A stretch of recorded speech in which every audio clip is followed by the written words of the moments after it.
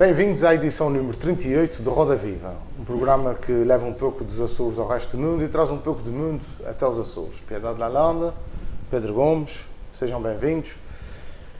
Esta semana, mais uma semana em que as trapalhadas da saga dos transportes marítimos de passageiros interilhas, principalmente o transporte sazonal, e as trapalhadas com a Azores Airlines, também mais conhecida por SATA Internacional, tomaram conta da ordem do dia, principalmente por via dos cancelamentos dos voos, dos principais voos provenientes de Lisboa para as ilhas do Faial e Pico, as únicas ilhas que são exclusivamente servidas pela Azores Airlines no que concerne a ligações para o exterior. Na saga dos barcos, Piedade Lalanda é uma saga que leva 20 anos, nós somos do tempo de Ponta Delgada, entretanto nos anos 80 Ponta Delgada desapareceu, tivemos 15 anos sem transporte marítimo de passageiros interilhas, com exceção do grupo central, onde eles se manteve sempre, com os Palamaca, Calheta, os cruzeiros até o Mestre Simão e o Gilberto Mariano, e depois, em 97, começa esta saga que ainda não teve um ano que funcionasse como deve ser, não é? Este é um aspecto importante e acho que este tema é muito importante porque, sem dúvida, que o transporte, seja aéreo ou marítimo, é a única forma que nós temos de quebrar o nosso isolamento insular e, portanto, e fez toda a diferença na história dos Açores. Portanto, acho que esse dado é importante. É engraçado que, em relação, por exemplo, aos transportes aéreos, faz agora um século que o hidroavião que fazia a ligação entre a Inglaterra e a América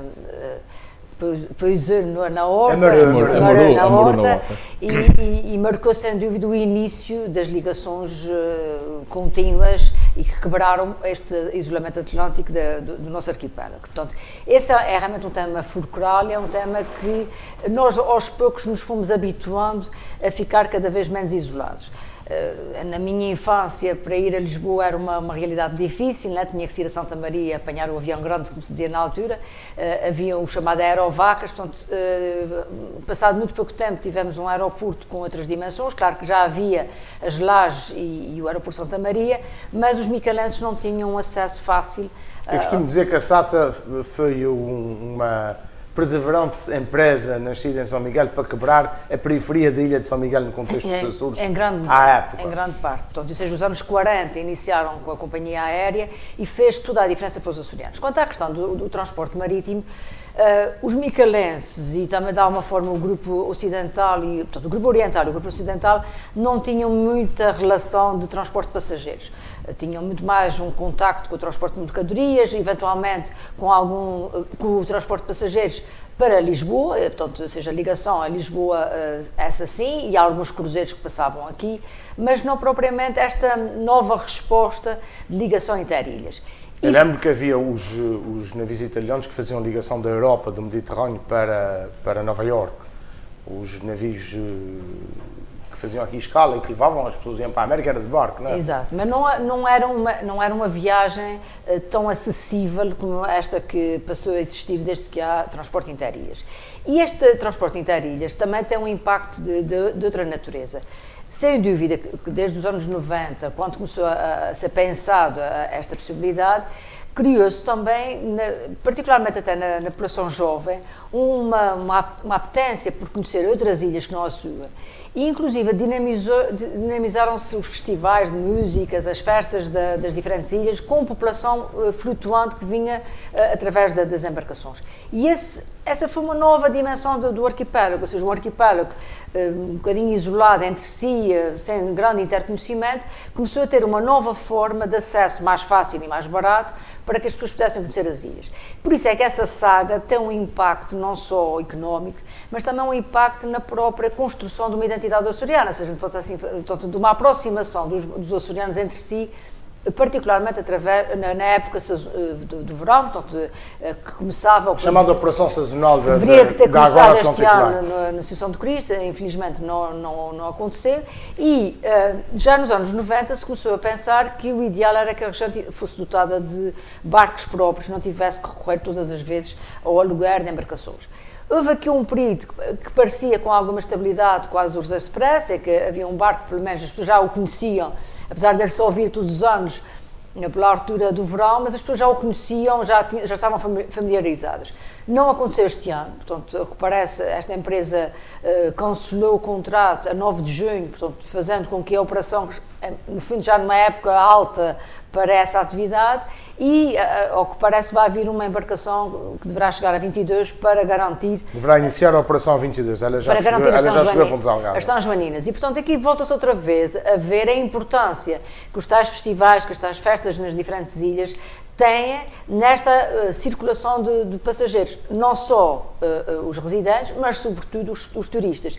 E aqui entra outro impacto bastante negativo desta saga, como tu chamaste, que é a imagem do turismo que nós queremos passar para fora, e os pacotes turísticos que normalmente não são comprados na véspera, são as agências promovem estas rotas muito cedo, e portanto o turista vem com expectativas e vem com datas marcadas e com horários, e ao que foi dito pela Atlantic Line, foi necessário rever os horários da operação para poder acomodar a ausência das embarcações. A única que estava no ativo, que era o Gilberto Mariano, que avariou e que só no final do mês é que vai voltar a navegar. Para além disso, houve o azar do mestre Simão ter afundado próximo do pico, e que, ao que parece, já está vai ser substituído, já tem uma embarcação em água que se vai chamar Jaime Feijó, e que já está em testes marítimos, portanto, no sentido,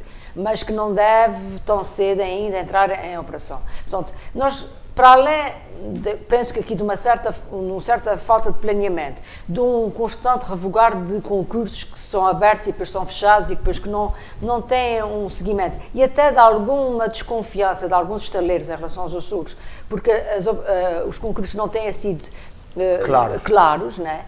E para além dessas circunstâncias vem, digamos, o azar da embarcação ter afundado, desta embarcação agora a variar em plena época e de haver uma rescisão de um contrato que estava a garantir alguma resposta. Eu penso que isso exige uma reflexão. Nós não podemos criar uma necessidade e depois cortar a resposta. A necessidade não existia, as pessoas não estavam habituadas a esta Eu não sei se a necessidade ainda existe, isso é uma coisa que é preciso ainda avaliar. Isso pode morrer com a ausência do recurso. Portanto, as pessoas vão começando a repensar a sua forma de circular entre ilhas, mas eu acho que era... Os operadores turísticos neste momento já não contam com a operação da Atlantic Line, por exemplo. E isso é grave. Os locais começam a não contar. Isso é grave porque era uma outra dimensão da circulação de população e de visitantes entre as ilhas que eu penso que é para nós uma mais-valia e, portanto, deve ser garantido. Já vamos ainda aos transportes, mas Pedro Gomes, da introdução que eu fiz, não é novidade para ti, somos mais ou menos da mesma geração. A Surline, Transmassor, depois a Atlantic Line, porque se entendeu que teria que ser uma empresa pública, porque os privados não davam a adequada resposta. Entra grego, sai grego, mais navio mais velho, navio mais novo. O que é certo é que ainda não houve um ano em que a operação corresse como planeado. É falta de planeamento, é falta de competência. Há números que são demasiado grandes para se falar desse assunto à vol do azul, passa-me o galicismo. O que é preciso fazer para, de uma vez por todas, acabar com essa operação, torná-la de veras eficaz, eficiente e com promessa de funcionar, para que quer os agentes económicos, quer os operadores, quer o cidadão comum possam contar, planear as suas férias, planear inclusivamente os seus negócios, porque há empresas que usam os navios para operações comerciais. Há pessoas que têm casas noutras ilhas e que os usam para deslocações habituais e que já estavam a contar com isso e que não puderam fazer as suas vidas que estavam planeadas. O que é preciso de facto fazer para que todo esse imbróglio se desembróglio? Eu creio que é preciso responder primeiro a 3 perguntas essenciais. Primeira pergunta. A política de transportes aéreos e marítimos é ou não uma política essencial para a coesão do territorial dos Açores? Essa é a primeira pergunta. Segunda pergunta, queremos transformar o nosso sistema de transportes aéreos interilhas e entre as ilhas e o continente e o sistema de transportes marítimos de mercadorias e passageiros em verdadeiras autoestradas aéreas e marítimas, porque esta de facto, como a Piedade assinalava, esta de facto é a única forma de nós podermos circular internamente no território da região e para fora, sim ou não?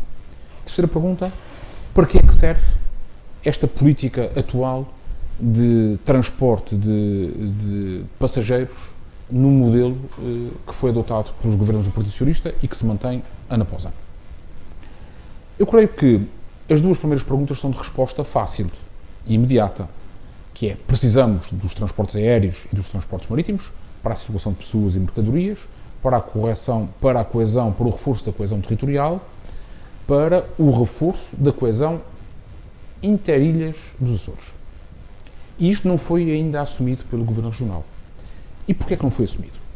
Porque o Governo, de uma lógica de coesão, prefere, na candidatura a apoios públicos, fazer majorações de investimentos nas ilhas que ele designou por ilhas da coesão, que são ilhas muito penalizadas já pelo afastamento geográfico, pela escassa dimensão dos mercados, por uma escassa dimensão populacional, portanto, por uma erosão dos fatores que tornam a economia mais forte.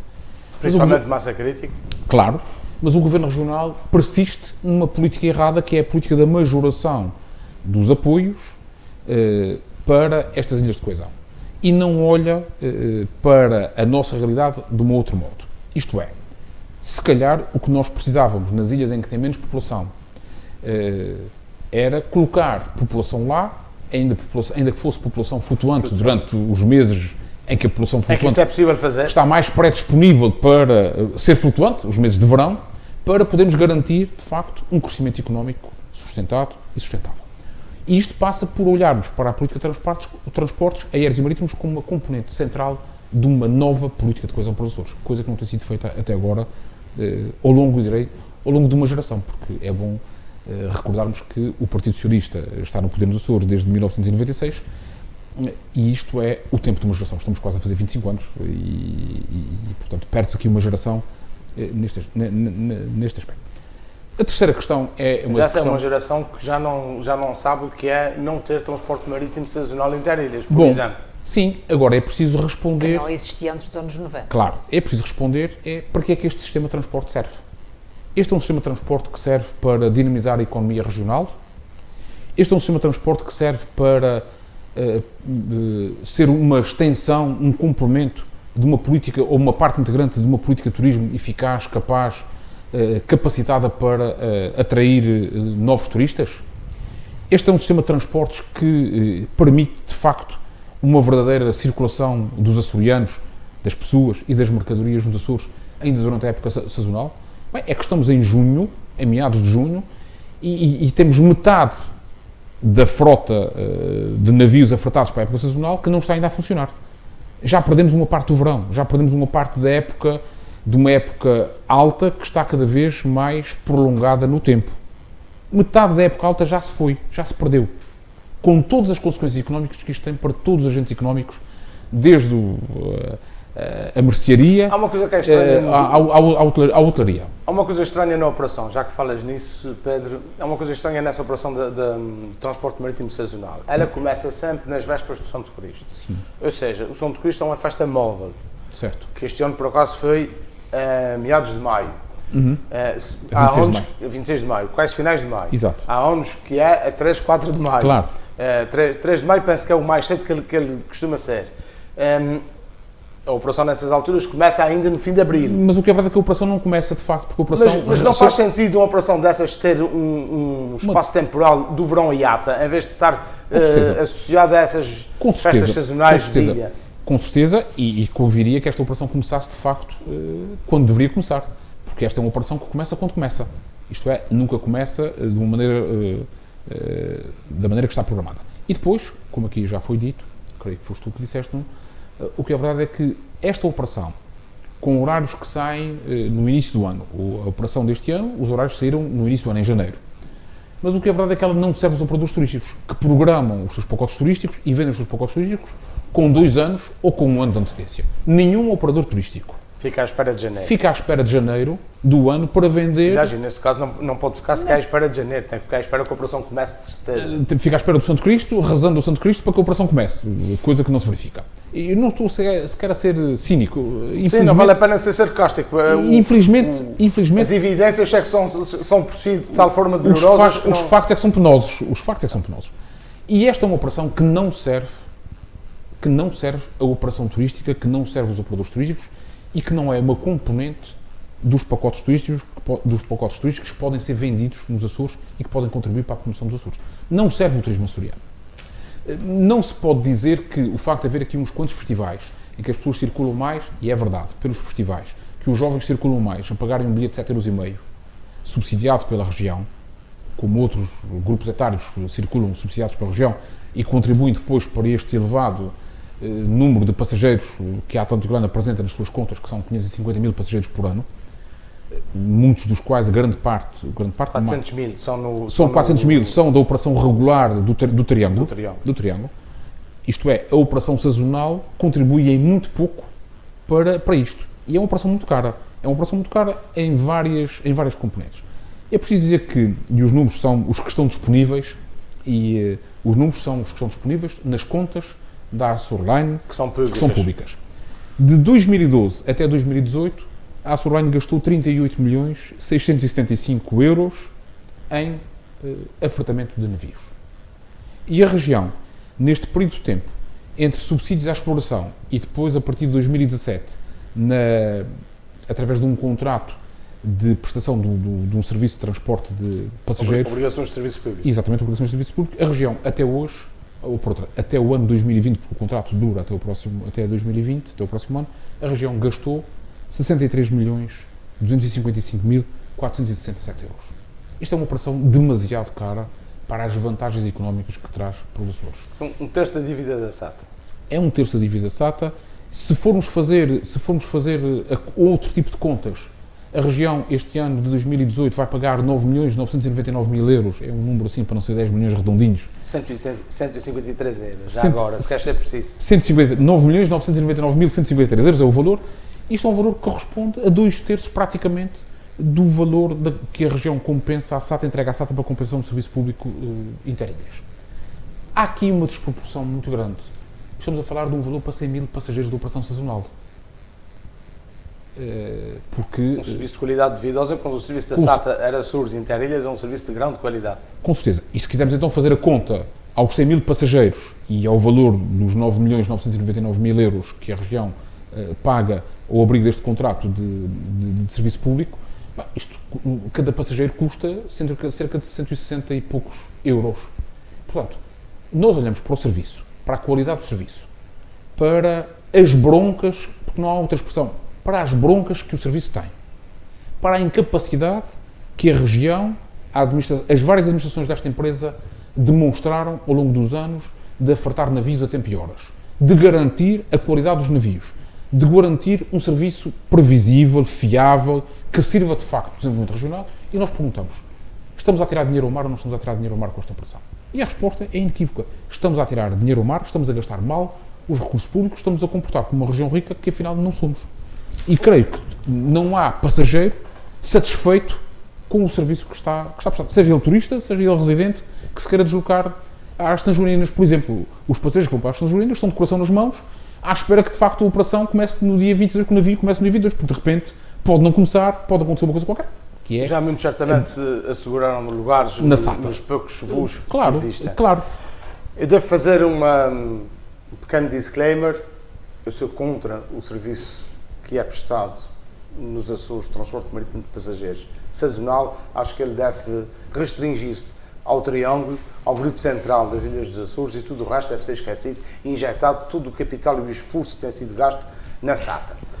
A SATA Açores é, esta sim, o grande mecanismo de coesão. Eu peço desculpa, antes de passarmos à SATA e passarmos à Piedade, se a Piedade me permite, eu só queria dizer aqui mais uma coisa. Nós falamos destes 63 milhões, que são os valores de 2012 até 2020, até o próximo ano, mas a operação não começou em 2012. Não, a operação começou em 97. A operação começou em 97. Incipientemente em 97. Mas 98 foi o ano em que a operação esteve mais estruturada. E a pergunta que nós fazemos é quanto é que a região gastou de 98 até agora, quanto é que a Atlantic Line e a região gastou no afartamento de navios.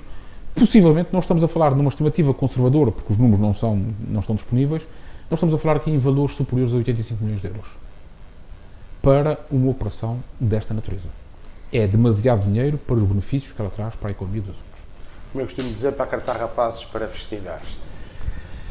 Mas eu dizia que a SATA, a par da RTP Açores, durante muito tempo foi o nosso grande elo de ligação. A RTP Açores hoje, com os outros canais que vieram a aparecer a partir da liberalização e da abertura de canais e da entrada do cabo nos Açores, a RTP Açores perdeu um pouco dessa importância. A SATA continua a ser a nossa, para muitos, o médico que não existe na sua ilha, para outros a forma de sair para estudar e tantas outras coisas, e por isso talvez seja tão acarinhada a SATA Açores por muitos dos seus utilizadores. A SATA também está numa situação complicada, porque a Azores Airlines leva de arrasto a casa-mãe. Não faria sentido, de piedade, injetar esse dinheiro todo que é gasto no transporte sazonal de passageiros por via marítima num melhor serviço ainda de transporte aéreo? Eu tenho que confessar que não concordo muito contigo no sentido de que não deveria haver transporte marítimo fora do Grupo Central. Acho que no Grupo Central é fundamental, é essencial. Isto foi clarificar a minha posição, claro, para não acharem que as minhas perguntas eram enviesadas. E uma das coisas que me faz um pouco questão é o facto de ter existido em 2014 um plano integrado de transportes que supostamente deveria... isso já está na gaveta. Deveria pensar a importância dos transportes para a região, aos vários níveis, incluindo os terrestres, e que algumas medidas que estavam lá previstas até foram concretizadas, porque as novas embarcações do Mestre Simão e do Gilberto Mariano necessitavam de equipamentos nos portos onde iam operar e que foram realmente concretizados para facilitar... As chamadas rampas Ro-Ro. Exatamente. Portanto, ou seja, houve investimentos nos terminais de passageiros... E, aliás, aqueles próprios navios vieram melhorar bastante o transporte de mercadorias dentro daquelas ilhas. Apesar de fazerem concorrência, as empresas estavam lá secularmente a fazer esse trabalho. Mas é um facto, por exemplo, para o transporte de doentes entre Faial e o Pico, uma grávida que vinha muitas vezes em cima quase da onda, estas novas embarcações trazem um conforto, uma estabilidade e uma segurança, porque até permitem que a ambulância entre na própria embarcação. Portanto, nós não podemos também arrasar completamente. Nem podemos ficar parados na calheta e na espalhamarca, obviamente. Há melhorias, há respostas novas, há respostas de qualidade. A questão é que nós elevamos o nível da exigência. Estamos a falar do triângulo. Não, esta parte da operação parece que foi bem conseguida no sentido de que veio responder a uma necessidade, melhorou bastante.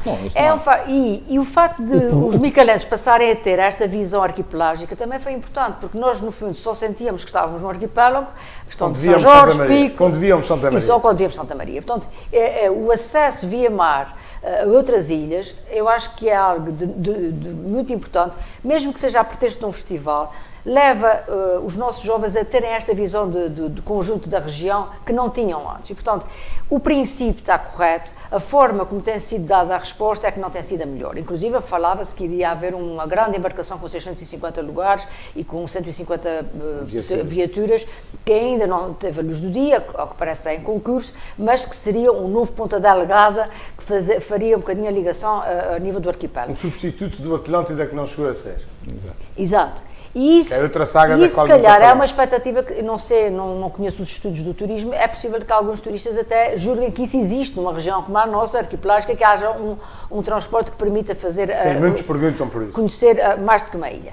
Em relação à SATA, portanto, a SATA é um outro registro, como tu disseste, é um registro importante na ligação e que tem uma rapidez, portanto, não é compatível quem está com urgência para sair da ilha com o transporte marítimo, portanto, o transporte marítimo tem o seu espaço, tem esta vertente comercial e económica que está muito pouco explorada e que foi na altura muito falada também em 2014, que até iria permitir negócios agrícolas entre ilhas, escoamento de produtos frescos. Mas isso continua a existir, eu sou contra, mas eu sou um grande utilizador do serviço.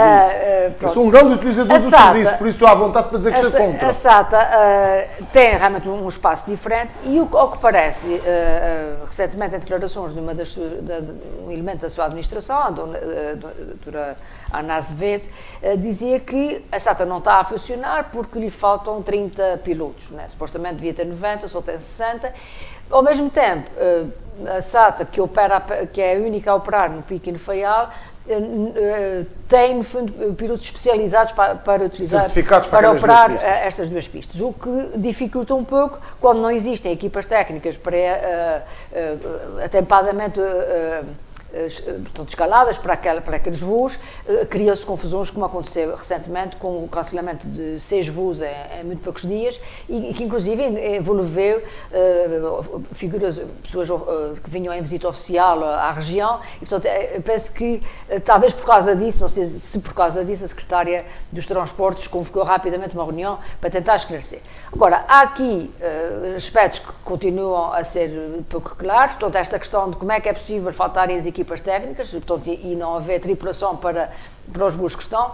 Perdeu-se por completo o conceito de pontualidade nos voos. Isso é algo que denigra a imagem da região, que afeta quem nos visita, portanto, não haver pontualidade. Isso veio também a ficar muito mais evidente quando vieram as companhias de baixo custo, que têm uma pontualidade muito mais eficaz.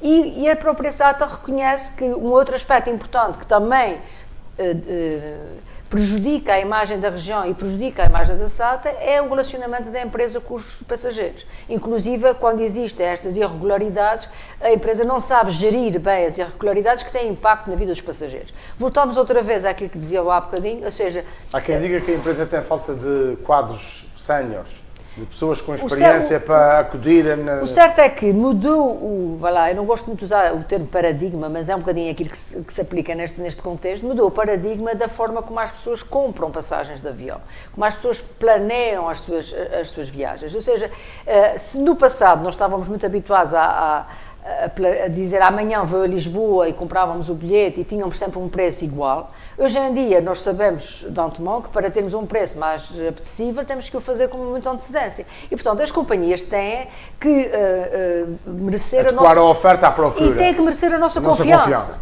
Portanto, porque nós quando compramos um bilhete 3 meses antes e com a garantia de que vamos viajar 3 meses depois, num tal dia, tal hora, organizamos a nossa vida em função disso. E eu acho que a SATA não soube adaptar-se a esta mudança de modelo. A própria página online da SATA tem vindo muito lentamente a ser melhorada, mas comparando com outras páginas online, não é amigável na sua utilização, e isso são ferramentas fundamentais para uma companhia que tem que agarrar o cliente porque tem alternativas ao lado. E, portanto, eu acho que a SATA continua a ser muito acarinhada pelos açorianos, mas começa a ter concorrência no mercado e começa a perder esses mesmos açorianos. Exato, a Azores Airlines, apesar da SATA Açores não estar no mercado, porque tem um contrato de serviço público onde é monopolista, digamos, a SATA Internacional, a Azores Airlines está no mercado neste momento, com exceção de 3 rotas, que é Faial, Pico e Santa Maria.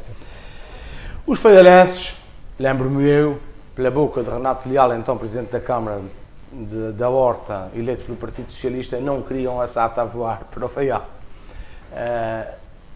Tinham razão os faialenses naquela altura em recear que este dia ia chegar.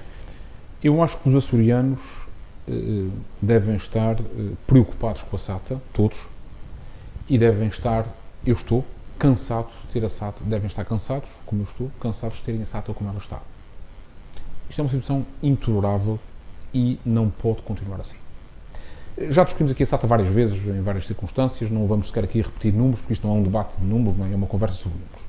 Agora, eu creio que os sinais vermelhos de alerta na SATA são mais do que muitos. E é preocupante quando se está num verão IATA, a companhia assume candidamente que tem menos 30 pilotos e que diz que ainda está a fazer um concurso para admitir mais 10 pilotos e que vai passar o verão IATA com menos 20 pilotos e que espera que corra tudo bem. Bem, provavelmente o Conselho de Administração e a senhora administradora que fez esta operação acreditam em milagres, porque é impossível que a operação corra bem. É impossível. Acho que só acrescentei uma coisa ao que tu estás a dizer, é que, inclusive, a senhora administradora diz que alguns pilotos estão a trabalhar em folgas e em dias de férias. Portanto, e entraram em greve de zelo a essas folgas e dias de têm a férias. vida de estados médicos. É óbvio que se exige às pessoas que trabalham acima da sua capacidade até disponível Há um limite físico, há um limite físico. Por alguma razão é. Por alguma razão Se as pessoas estão a trabalhar nas E folgas. isso reduz a segurança. Portanto, aliás, essa notícia dá-nos um desconforto muito grande saber que há pilotos da SATA que estão a trabalhar sob esforço, né? Portanto, em dias que não Os deveriam limites trabalhar. do corpo são atingidos rapidamente ao fim de um E são de um profissões verão. de grande desgaste. Não é? Claro.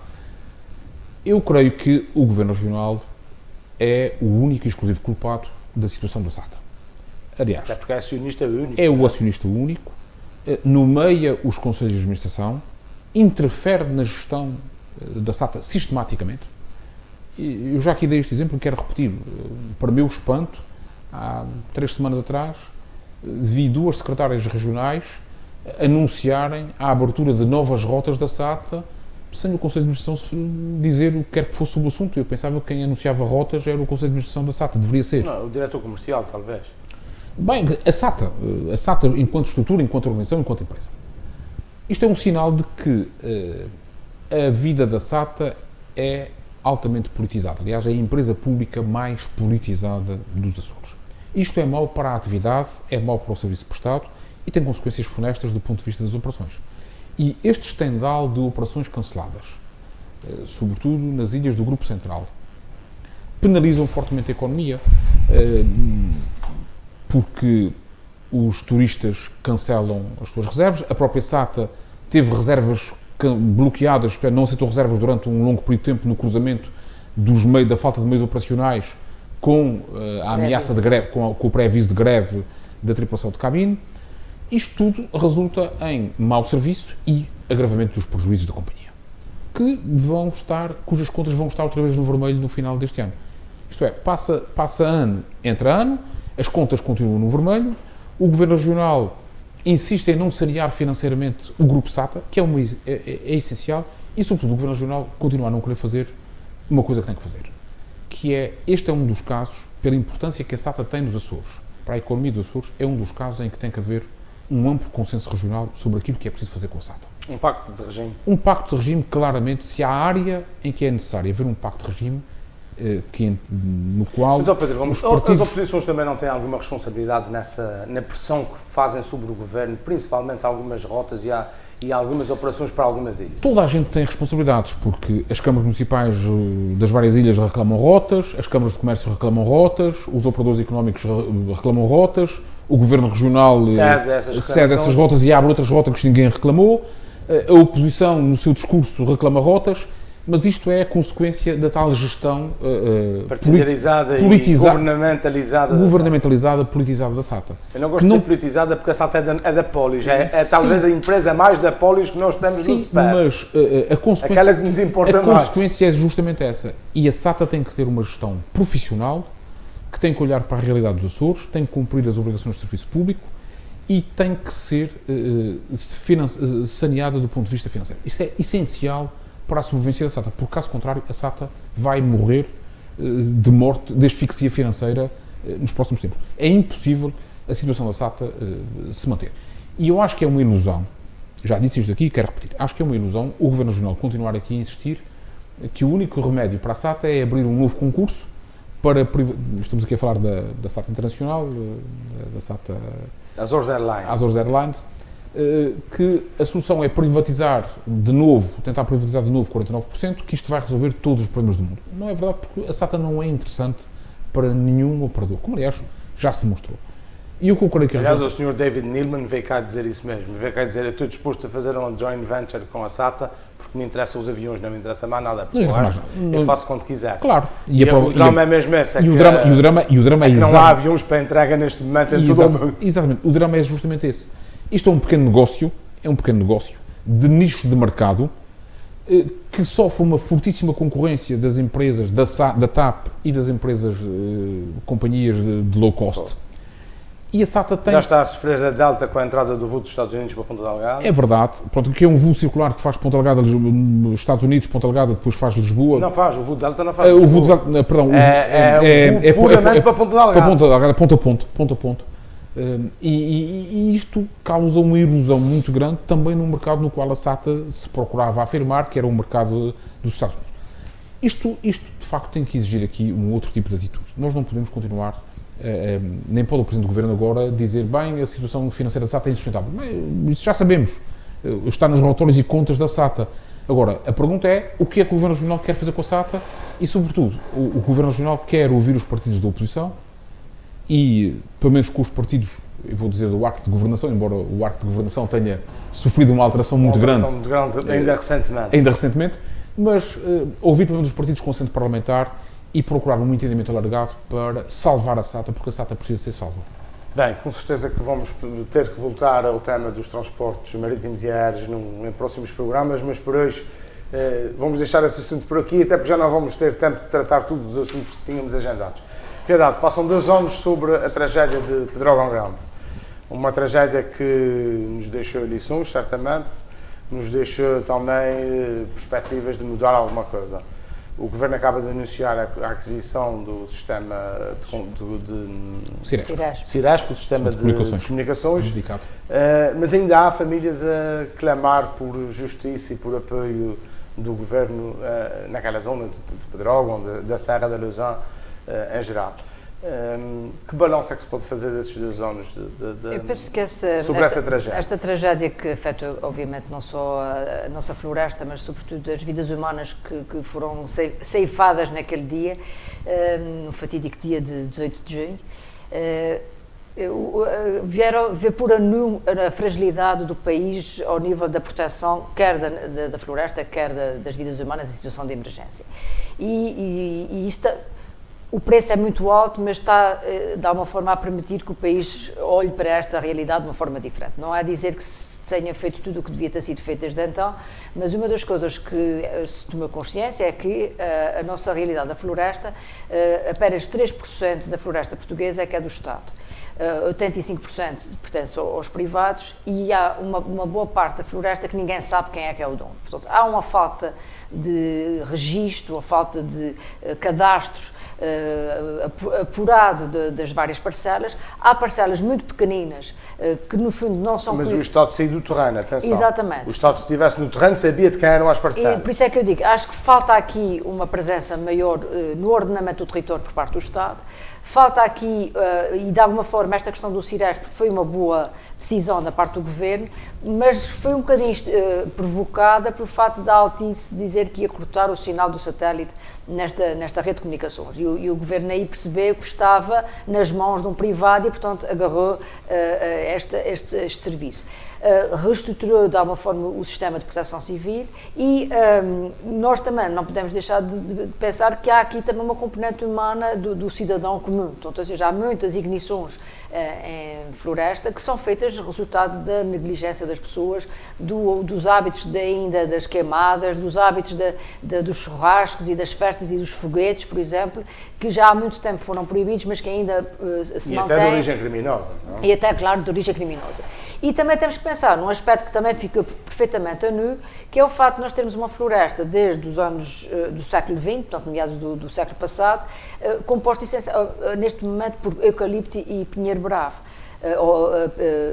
Estes duas espécies são espécies que vieram, sobretudo o eucalipto, muito por conta das fábricas de papel e, portanto, e na altura até o Cavaco Silva chamou que era o petróleo português, mas o certo é que esta floresta, quando arde de uma forma abusiva, extensiva e é rápida e muito rápida. Severa. Portanto, isso é um dos aspectos que os especialistas nestas áreas dizem que o país tem condições para ter outras espécies, uma maior diversificação, e porque também tem um aspecto, é que o eucalipto prescinde praticamente de mão de obra e, portanto, está a contribuir de alguma forma para a desertificação do país. Nós, se olhamos para o país, a floresta está no interior... Mas há geógrafos que dizem o contrário, que a floresta de eucalipto aparece porque o país, entretanto, está sem gente para trabalhar. É o ovo e a galinha, né? Portanto, ou seja, as pessoas saem porque não há emprego, mas a floresta pode criar emprego verde, né? A vigilância da floresta, a reflorestação da floresta com espécies mais duradouras e menos. Aliás, viu-se isso nos próprios incêndios, que zonas de espécies mais de carvalho, etc., não ardiam, enquanto que o eucalipto à volta ardia. Portanto, há ensinamentos que estes incêndios nos deram e que devem ser realmente tidos em conta. Um aspecto que eu li e que me desgostou saber foi que, apesar do drama que foram vividos por estas famílias que foram afetadas por estes incêndios, o certo é que nestes 2 anos houve muitos desentendimentos, muitos conflitos que se geraram entre as pessoas que foram afetadas. E a presidente da associação que foi criada das vítimas dos incêndios diz que, essencialmente, por conta do dinheiro que foi atribuído à reconstrução das habitações. Foi também mal gerido, criou muita tensão, criou divórcios, criou conflitos entre famílias, e isso também não é um bom indicador. Ou seja, devia ter havido uma gestão mais cuidada dos apoios e até da solidariedade que se gerou no país. Mas quem não conhece o terreno não consegue depois ir ao terreno resolver esses problemas. Esse é que é o problema. Mas eu penso que há aqui lições que também nós temos que aprender, é cooperar com as pessoas das próprias comunidades afetadas e trabalhar com elas as soluções. Não propriamente trazer modelos de fora, porque isto não pode ser só emocional, isto tem que ser muito racional e tem que ser de uma visão. Inclusive, um aspecto que tem sido muito falado, que é as empresas que têm serviços de eletricidade ou de TV cabo ou de outros sinais de comunicação devem enterrar, por exemplo, as suas redes e houve muita rede elétrica que voltou a ser colocada de forma aérea e que é outra vez um contributo. Aliás, há muitas pessoas destas zonas que dizem que têm receio que volte a haver um incêndio porque as condições para que isso aconteça estão lá todas mantidas. Continuam lá. Pedro Gomes, 2 anos depois, o Governo anunciou não só a compra do Ciresp, como anunciou também a contratação de mais guardas florestais. Um corpo de guardas que era fundamental na defesa da floresta portuguesa, que tinha sido praticamente extinto, reduzido a quase coisa nenhuma e que agora se pretende recuperar. Vem tudo isto a tempo? É uma reação? É uma boa ação? O que é afinal essa compra do Ciresp e essa reestruturação do corpo da Guarda Florestal? Nós olhamos para esta tragédia e ainda hoje nos causa dor ver as fotografias, as imagens, recordando o que aconteceu há 2 anos atrás. Acho que se aprendeu alguma coisa, mas não se aprendeu tudo. Não sei se a solução de compra por parte do Estado do Ciresp é uma boa solução ou não. Há uma coisa, pelo menos, que é evidente, que é, tendo havido aqui, não foi uma nacionalização, mas foi uma aquisição por 7 milhões de euros deste sistema de comunicações dedicado à proteção civil, significa que o Estado... Digamos que é uma nacionalização de forma justa. Sim, passou a ser completamente responsável por ele. E, portanto, qualquer falha é imputável ao Estado. O Estado agora não se pode desculpar com a Altice, nem com os outros operadores que eram os gestores e os donos deste serviço. A responsabilidade agora passou a ser do Estado, como é também a responsabilidade de contratação dos meios aéreos. E o que é preciso lembrar é que a época vermelha dos incêndios florestais já começou e ainda há metade dos meios aéreos necessários para a prevenção e combate aos incêndios que não estão ainda contratados. Lembrar também que, na data em que estamos aqui a conversar, já ardeu mais de metade, portanto, o crescimento, a área ardida em Portugal cresceu 50% em relação ao mesmo período do ano passado. Isto traz aqui à conversa outras preocupações. Só ainda não morreu foi ninguém. Ainda não morreu ninguém. Continua a arder muito do país, floresta, arde mais do que ardeu o ano passado, não há, felizmente, vítimas mortais, mas as ineficiências estruturais estão lá todas. E há pouco investimento na limpeza das florestas. Uma floresta desordenada, legislação de cadastro florestal que está mergulhada na Assembleia da República e que, pelos vistos, não irá ser aprovada antes do final desta legislatura que está a terminar. Continua a faltar meios aéreos, continua a faltar uma gestão do território, continuamos a ter um território interior do país, porque este é um problema também, um território do interior do país desertificado, com uma população envelhecida, longe dos meios de socorro, longe de tudo e mais alguma coisa, e muito esquecida. E temos também, depois, um problema geral de Portugal, que é somos tremendamente solidários nos momentos de crise, como fomos, os portugueses foram extraordinariamente generosos. O governo agiu para procurar... Reagiu, nesse caso. Reagiu para procurar solucionar um conjunto de coisas, mas o tempo vai apagando depois a ação. E 2 anos depois nós olhamos e dizemos que estamos longe de soluções ideais e, sobretudo, quando olhamos para o clima e percebemos que o clima está a mudar. Eu já percebi que a Piedade tem ali eu, por acaso, queria, do clima. antes de ires ao livro, Tem que ser eu muito queria rápido, porque nós não vamos ter mostrar tempo de falar a capa da Times que o secretário-geral da ONU, António Guterres, realmente com as pernas dentro d'água, porque essa é também um dos fatores que essa seria uma boa ligação para o tema que não vamos e nós não podemos descurar também. Portanto, há uma parte do que nós podemos fazer no ordenamento do território, há uma parte de comportamento que devemos adequar e há outros fatores indiretos que podem contribuir para combater as alterações climáticas. Para a descarbonização e, portanto, para as alterações climáticas. Alterações climáticas é um tema que certamente vamos voltar na próxima semana, porque é um tema sempre atual e que convém discutir a reboque desta peça jornalística da revista Time, com a capa com o engenheiro António Guterres, secretário-geral das Nações Unidas, ex-primeiro-ministro de Portugal. Uma sugestão de leitura que esta semana nos traz o Pedro Gomes, precisa de mais um bocadinho de tempo do que é costume, foi ele que pediu e eu comecei magnânimo a editar este tema. Serei rápido, o bocadinho de tempo a mais que precisava é para vos oferecer um exemplar do livro que vou sugerir aos nossos espectadores para lerem. Nuno, passas também à Piedade. Já é de Natal. De São Pedro. É uma monografia cultural sobre a freguesia do Livramento. É uma freguesia de Ponta Delgada, uma freguesia da Costa Sul, é da autoria do Dr. José de Almeida Melo.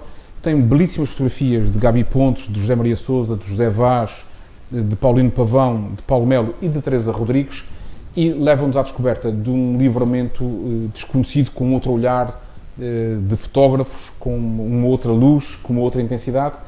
É um livro, sobretudo, com preocupações didáticas, de fixação do património, de referenciação do património e de divulgação de um vastíssimo património material e imaterial de uma freguesia notável do concelho de Ponta Delgada, que foi desanexada da freguesia de São Roque, já em meados do século XIX, em 1838.